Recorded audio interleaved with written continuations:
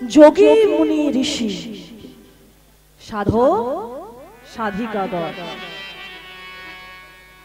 কোটি কোটি জনম সাধনা করে যাকে পায়, শ্যাম বিরিঞ্চিত বাঞ্ছিত ধন ভুবন মঙ্গল আমার গৌরাঙ্গ সুন্দর। এই কলির পাপাচারী, অত্যাচারী, ব্যভিচারী, ভ্রষ্টাচারী, দুরাচারী কৃষ্ণ ভোলা বহির্মুখী জীবকে উদ্ধার করার প্রত্যাশায় ভগবান শ্রীকৃষ্ণ শ্রীধাম নবদ্বীপে শচী গর্ভ সিন্ধু মাঝে তিনি আবির্ভূত হয়েছিলেন।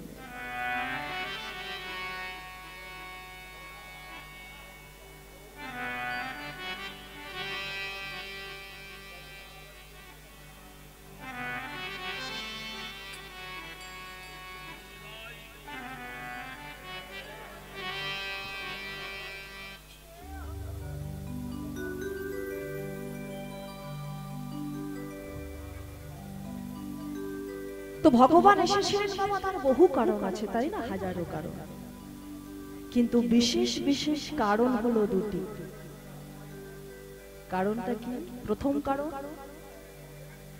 নাই মধু মাখা কৃষ্ণ নাম দিয়ে আমাদের জগতের জীবকে উদ্ধার করার প্রত্যাশা। এটা ছিল তার প্রথম কারণ। আর দ্বিতীয় কারণ কোনটি? না মাগো, যে রাধা রানী তিনি রাজার মেয়ে ছিলেন,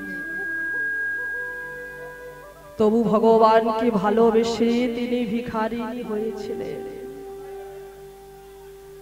তো মাগো, আমরা সবাই জানি যে প্রেমময়ী রাধা রানী আমার বাদিনীর ঘরে বাস। কি গো মা, তাই তো? বাদিনীর ঘরে বাস। তো আমার প্রেমময়ীর ঘরের বাদিনী কে কে ছিলেন? শাশুড়ি আর ননদী, জটিলা আর কুটিলা। এই জটিলা কুটিলা এরা কৃষ্ণ ভালোবাসে না। আমার প্রেমময়ী রাধা রানীকে কোনদিনও গোবিন্দ ভজনে যেতে দিতেন না। তাই একদিন প্রেমময়ী রাধারানী আমার তার মরণ সখী ললিতাকে ডেকে বলেছিল, ওরে ললিতা, ললিতা রে, আজ আমার এমন ঘরে বাস, যে ঘরে বাস করে আমি গোবিন্দ বলে কাঁদতে পারি না, যে ঘরে বাস করে আমি দুটো কৃষ্ণ কথা বলতে পারি না। ললিতা, জানিস ললিতা, বিধি আমায় এমন ঘরে বাস দিয়েছে, আমার গগন পানে চাইতে মানা, নয়নে কাজল দিতে মানা, নীল বসন পড়তে মানা, যমুনায় জল আনতে মানা। তাই রাধারানী আমার কেমন করে গোবিন্দ ভজন করতেন? উনানের মধ্যে ভিজে কাষ্ঠ দিয়ে, সেই ভিজে কাষ্ঠের ধোঁয়ায় হা গোবিন্দ, প্রাণ গোবিন্দ বলে কেঁদে উঠত। সেই রাধা প্রেমটাকে জানার জন্য তিনি এসেছেন নদিয়া নবদ্বীপের মাটিতে।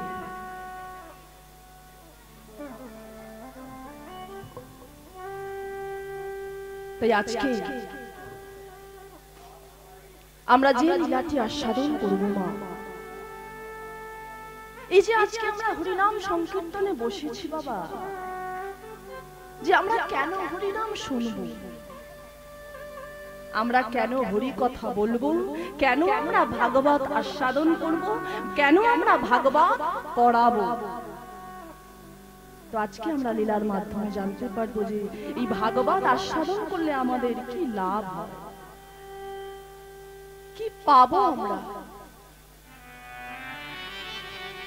তাই আজকে লীলার বিষয়বস্তু গোকর্ণের ভাগবত ভক্তি। হরি বল হরি বল হরি বল। গোকর্ণের ভাগবত ভক্তি। গো শব্দে হলো গরু আর কর্ণ মানে হলো কান, অর্থাৎ যার কান দুটো ছিল গরুর মতো, তাহলে কেন তার কানটা গরুর মতো হলো, কি তার তত্ত্ব আর কি তার তথ্য। তো আসুন লীলায় প্রবেশ করার আগে আমরা একটুখানি গৌরচন্দ্রিকা আস্বাদন করব। কলি ঘোর তিমিরে গোড়াস হলো জগ জলে, ধর্ম করম রহু দুই অসাধনে।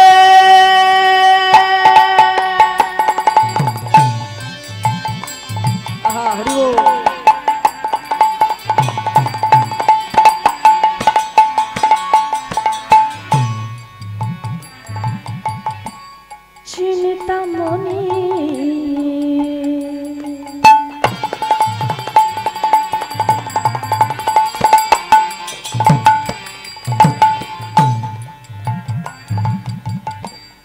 বিধি মিলা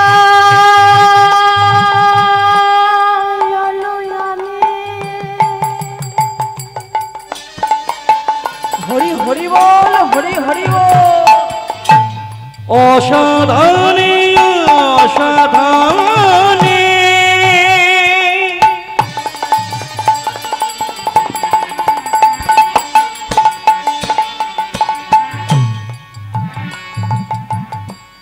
চিন্তামণি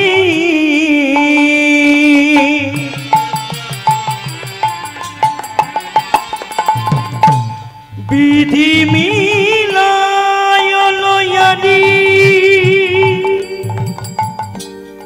অসাধনে অসাধনে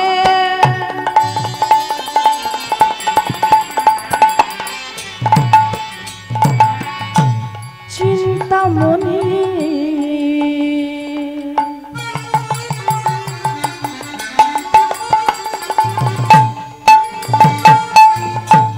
বিধি মিলা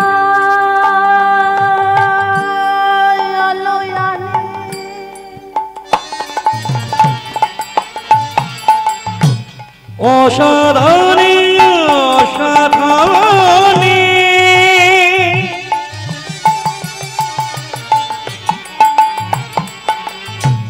চিন্তামণি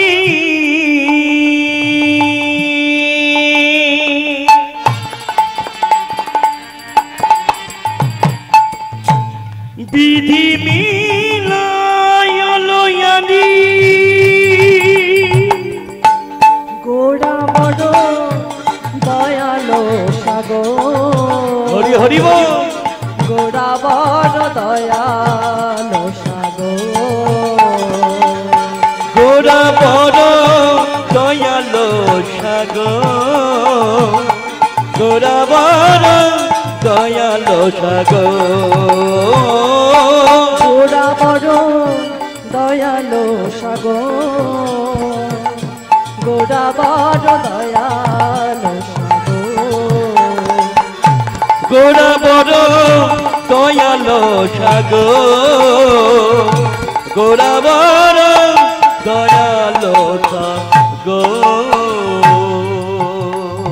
আমি এমন দয়া আর দেখি না, এমন দয়াল আর দেখি নাই। এমন দয়া আর দেখি না, এমন দয়াল আর দেখি নাই। যেছে সেধে হরি নামে বিনা, এমন দয়াল আর দেখি নাই। যেছে সেধে হরি নামে বিনা, এমন দয়াল আর দেখি নাই।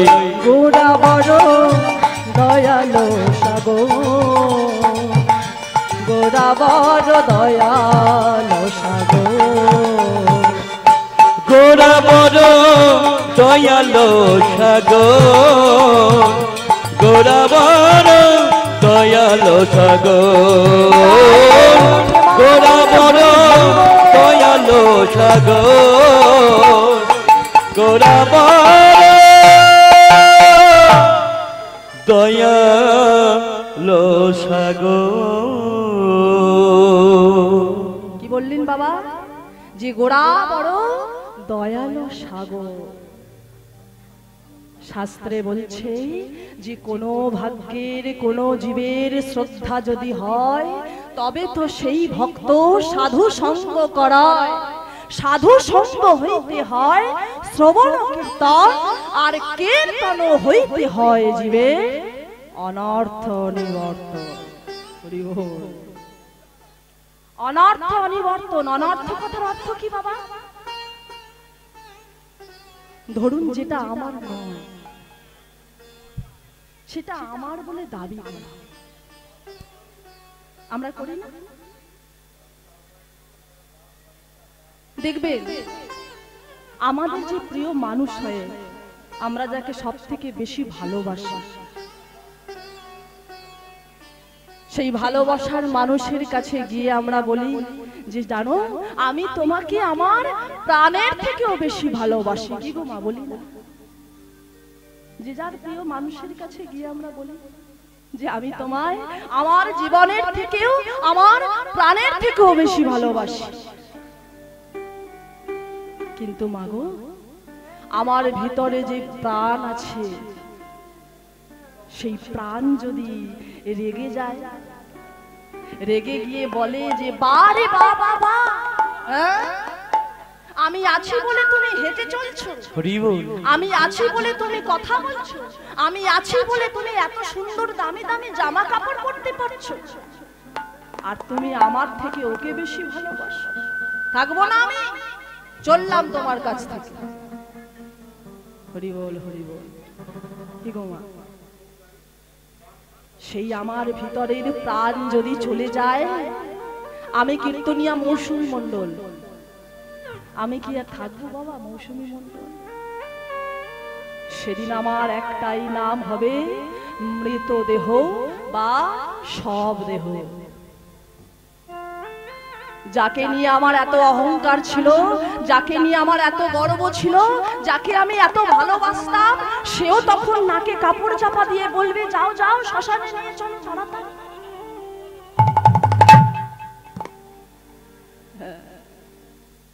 কি গো মা, যেটা আমার নয় সেটাকে আমরা আমার বলে দাবি করি। যেমন ধরো এখানে অনেক মানুষ আছে যারা বলে ভগবান কি আছে? হ্যাঁ, ভগবান কি আছে? কই তাহলে তাকে ছুঁতে পারলাম না কেন? তাকে ধরতে পারলাম না কেন? আমি যে এত সুন্দর খাবারের থালা সাজিয়ে তার কাছে নিবেদন করলাম, সে এসে খেলো না কেন?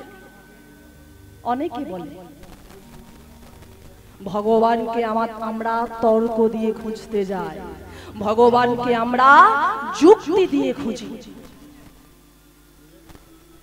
কিন্তু একবার ভেবে দেখুন মা,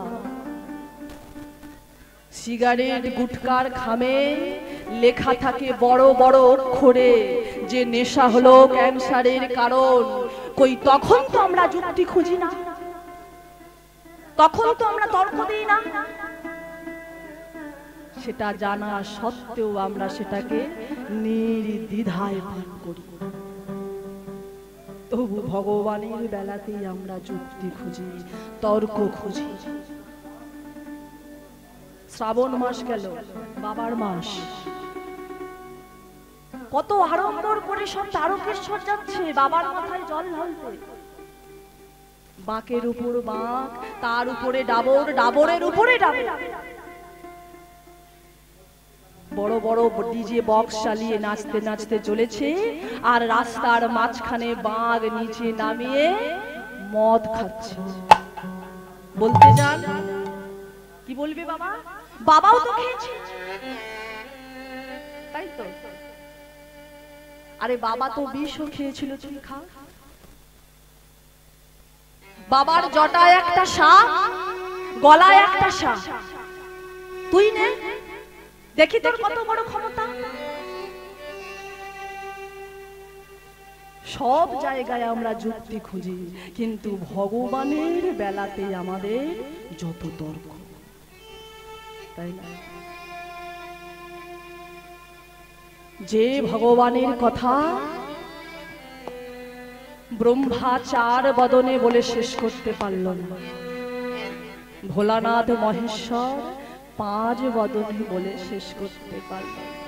আমি এক মূর্খ কীর্তনিয়া, কতটুকুই বা জানি বাবা, আর কি বাবা। তবু কি বললে, গোরা গুণ কহনে না যা, না যা, না যা, না যা। গোরা গুণ কগনে না যায়, না যায়, না যায়, না যায়। গোরা গুণ কহনে না যা।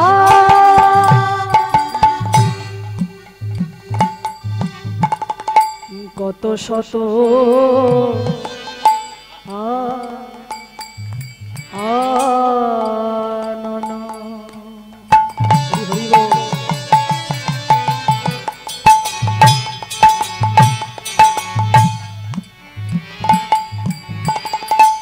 কত চতুরানন,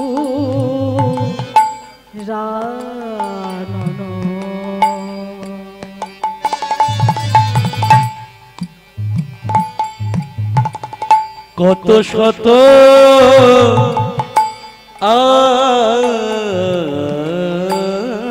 আনন,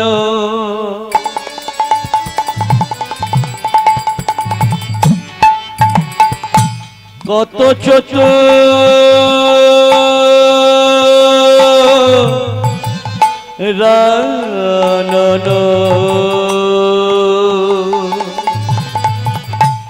কত শত আনন।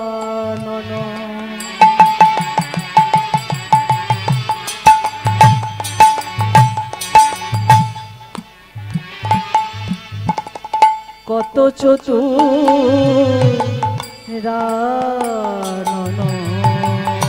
কত শত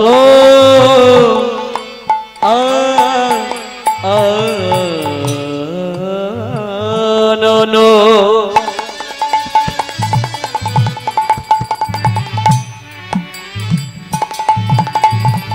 কত চতুরানন,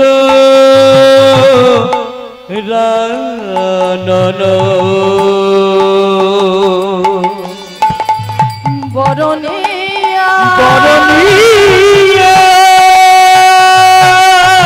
ইয়োর নাহি পা,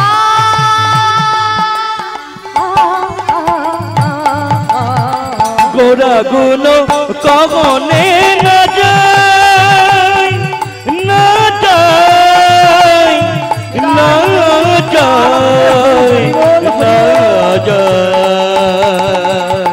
গোরা গুণ কগনে না যায়, গোরা গুণ কগনে না যায়, গোরা গুণ কগনে না যায়। গোরা গুণ কখনে না যায়। গৌরাঙ্গ গুণের কথা কি এক বদনে বলা সম্ভব? হ্যাঁ? কত শত আনন, কত চতুরানন, যার নাম বলে শেষ করতে পারল না, সেই ভগবানের কথা আমরা কি বদনে বলতে পারি? এই যে আমরা এখানে এসেছি, আমরা জীব, আমরা কে, আমরা কেন এসেছি, সেটাই আমরা ভুলে গেছি। মায়ার সংসারে পড়ে যে জন্য আমি এসেছি সেই কথাই আমরা ভুলে গেছি। জীব নিত্য কৃষ্ণ দাস ইহা ভুলি গেলা, তে কারণে মায়া পিশাচি গলায় বাঁধে। নিতাই গৌর হরি বল হরি বল হরি বল।